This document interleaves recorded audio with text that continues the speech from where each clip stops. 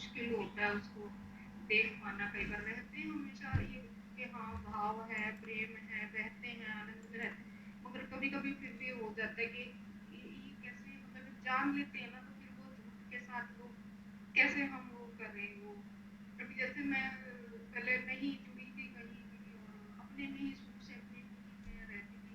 But जब से मैं ओशो से जुड़ी हूँ और आपसे जुड़ी, जैसे ये फेसबुक वगैरह पे कहीं नहीं रहती थी, तो लगा कि हाँ ओशो में अब लोग जुड़ते हैं, तो हाँ जुड़ रहे हैं तो जुड़ रहे हैं, मगर ऐसा था कई जगह कि कुछ गलत धारणाएं कितनी शिफ्ट और वो है, मगर हम देख पाते हैं ना, तो नहीं जुड़ना हो पाता है। और ऐसे ही घर में भी कई बार ऐसा हो जाता है, तो हम लोग नहीं उसको कर पाते हैं, कैसे कैसे उस चीज को वो करें कि ये चीज को कैसे करें, मतलब कि जब देख ही लेते ना, तो वो उसके साथ नहीं रहा जाता, वो कितना भी ढलने की कोशिश करे फिर नहीं हो पाता है वो। जब बुद्ध किसी बुद्ध पुरुष के साथ हमारी चेतना जुड़ जाती है ना, उसके बाद फिर वो कहीं नहीं, वो उसके गले से कुछ नहीं उतरेगा। ठीक है। तो वो कैसे देखा जाए वो कितना अब वही है ना, वो ठहर जाना आके उसको कब तक कैसे देखा, लोग अपनी तरीके से ही सोचे, वो सोचेंगे, और फिर ओशो से जुड़ने के बाद तो फिर पता है आपको, आप कितने ही अंदर से कितने ही वो अगर उंगली भी उठेगी, ठीक है तो मैम। उसको कैसे वो करें। समझ रहा हूँ।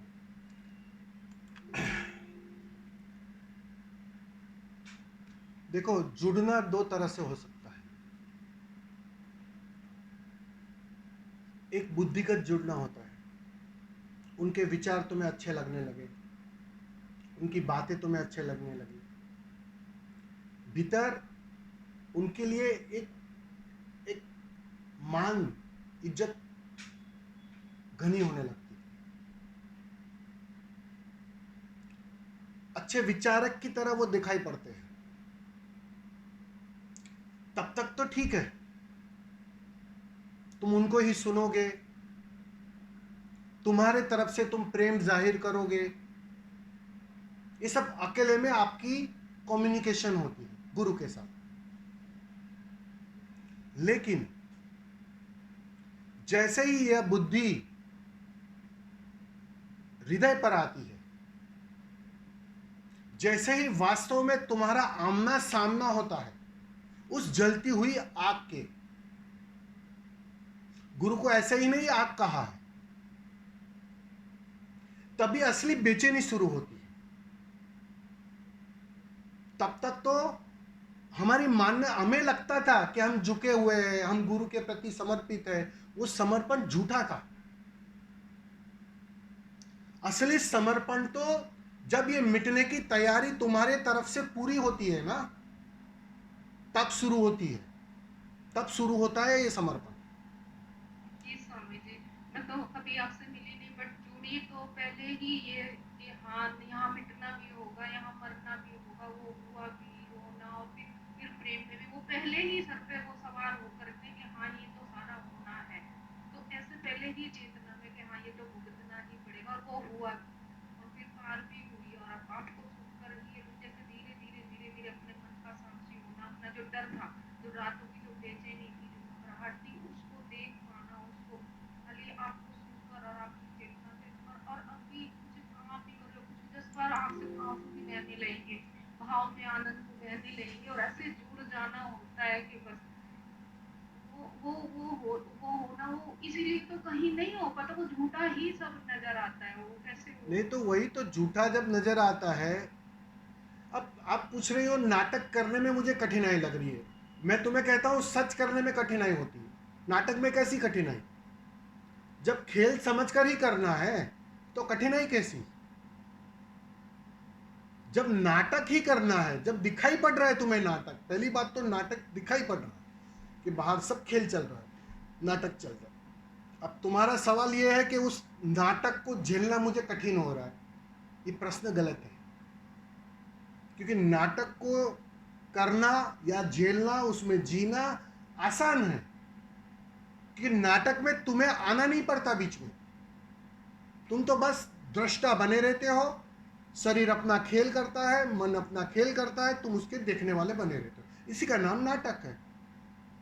रंगमंच पे जब कोई किरदार होता है, तब वो वास्तव में उस किरदार को भी देखता है। और जब देखना है तो कैसा डर, कैसी चिंता, कैसी कठिनाई? कठिनाई रियलिटी में है, नाटक में कोई कठिनाई नहीं। तो पहले तो ये भ्रांति निकाल दो कि एक कठिनाई, ये नाटक करना मुझे कठिन लग रहा है, हो ही नहीं सकता। या तो अभी भी तुम सीरियसली कर रही हो उस बात को, अभी भी उसे सीरियसली करना चाहती हो। जब खेल दिखाई पड़ रहा है, ये तो बहुत बड़ा अचीवमेंट है। जी स्वामी जी, वो अपना अनुभव हर चीज देख लिया ना, हर चीज को अनुभव से अपना होते नहीं हुए। तो प्रश्न क्या है फिर? तो चिंता कहाँ है? जब देख लिया कि सब खेल है, बाहर सब खेल चल रहा है, उस खेल में मैं भी एक पात्र हूँ, मैं भी एक रोल निभा रही हूँ, तो पीड़ा कहाँ है, सवाल कहाँ है? मेरा ये प्रश्न है आपको। यहाँ ये है कि मैं कई बार बहुत अकेले पड़ जाती हूँ, मैं अकेले ही इतना, मैं अकेले ही चल रही हूँ, मैं मतलब कि, और मैं खुश हूँ, मैं, मुझे वो नहीं है कि मैं अकेले चल रही हूँ, ये किसी के साथ हो ही नहीं सकती ये यात्रा, ये अकेले की ही यात्रा है, मगर फिर भी शरीर में है एक और मिनट, ये बात पता है ना आपको कि अकेले की यात्रा है? जी स्वामी। हाँ, तो सीधी सी बात है, जब ये बात आपको पता है, चलो चाहे बुद्धि से ही सही, जब अकेला होना है, सारे जानने वालों ने कहा तुम्हें एक दिन अकेला होना पड़ेगा, अपना स्वयं का मित्र बनना पड़ेगा। तो पहली बात तो तुम अपने मित्र खुद बन रहे हो, ये शुभ लक्षण है। मतलब तुम सही दिशा में, सही मार्ग पर हो, ये लक्षण है उसका। अकेलेपन का जो एहसास है, अपने साथ आनंदित होने का जो एहसास है, इसी का तो नाम ध्यान है। वो घट रहा है, ये उसकी खबर है। अकेला अपने साथ जो आनंद है ना, वो बाहर से जो पीड़ा मिली उसको देख करके, उसको और उस पीड़ा को भोग करके नहीं, बाहर कहीं आनंद यहाँ है ही नहीं, यहाँ सुख तो कहीं है ही नहीं, सुख अपने से अलावा यहाँ कहीं सुख है ही नहीं। मगर आप अकेले ऐसे हो जाते हो क्योंकि आप सबको पागल नजर आते हो, और आप सब आपके ऊपर अपना थोपने के लिए अभी नहीं कह रहे हो अकेले का अनुभव हो रहा है, अब लोगों की चिंता है कि लोग मुझे पागल कह रहे हैं, लोग मुझे, मैं पागल नजर आती हूँ। ये बात तुम्हारी कॉन्ट्रिडिक्टरी है। जो अकेला होने लगता है, जो अपने में मतलब मस्त उधर वो रहने लगता अपना जैसे वो जिस उसमें घूम रहे हैं ना, वो मुझे अक्सर खींचना, वो नहीं तो जबरदस्ती, मतलब कैसे वो पीड़ा मैं आपको नहीं समझा पा रही हूँ। नहीं नहीं, मैं समझ पा रहा हूँ, मैं समझ पा रहा हूँ। या तो उस अकेलेपन में जो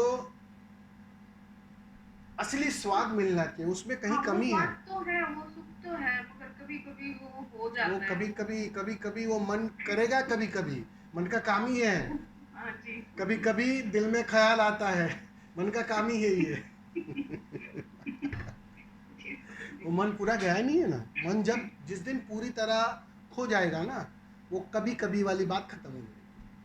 मेरे पास यही तो नहीं है, कभी कभी गाने को कुछ है ही नहीं कि कभी कभी कुछ और होता ही स्वामी नहीं। स्वामी जी, मन एकदम ऊंचाई में और पवित्रता में ले जाता और धड़ाम से ऐसे खाई को गिरा देता और कुछ गलत हो जाता, तो हम अपने आप को, अरे मैं तो बहुत पवित्र विचार थे और बहुत अच्छा फील कर रहा था, ये क्या तो होता है? कभी कभी आप बराबर कह रहे हैं। ये मन का स्वभाव है, मन का रोल ये है। अब समझो, मन को तुम गलत अर्थों में मत चित्रित करना या गलत अर्थों में लेना मत। मन का काम ही यही है, मन का रोल ये है, मन को ये काम दिया गया है। अब तुम्हारे घर के बाहर जो चपरासी है, उसको चपरासी का काम दिया गया है, वैसे मन को अपना काम दिया गया है कि भैया तुम्हें हर अतियों में वो लेकर जाए, उसका काम ही यही है। तो जब तक वो रहेगा तो तुम अतियों में घूमते ही रहोगे, बेचैन होते ही रहोगे। और ऐसे भी अभी मन तुम्हारा मालिक बना बैठा है, तो और अति गहरी हो जाती है। मालिकियत आई नहीं है अभी।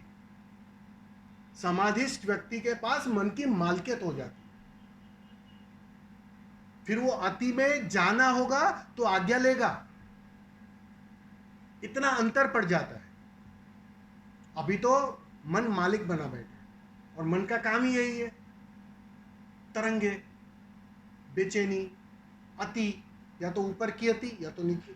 अब देखना, अब भी एक क्षण पहले तुम साधु का विचार करोगे और दूसरे ही क्षण बिल्कुल जैसे कोई कंस है वैसा विचार आ जाएगा। अंतर नहीं पड़ता है समय का, एक ही क्षण में एक अति से दूसरी अति। सारी साधना यही है कि तुम उस अति को छोड़कर मध्य में प्रवेश कर जाओ। ध्यान धीरे धीरे तुम्हें अतियों से मुक्त करता है। एक दिन तुम मध्य में ठहर जाते हो और जैसे ही मध्य में ठहर जाते हो मन कमजोर हो जाता है, मन की मालकियत खो जाती है। और मन की मालकियत गई, तुम अपने मालिक हो गए। बस इतना सी बात है। समझ में आया ना? स्वामी जी। धन्यवाद।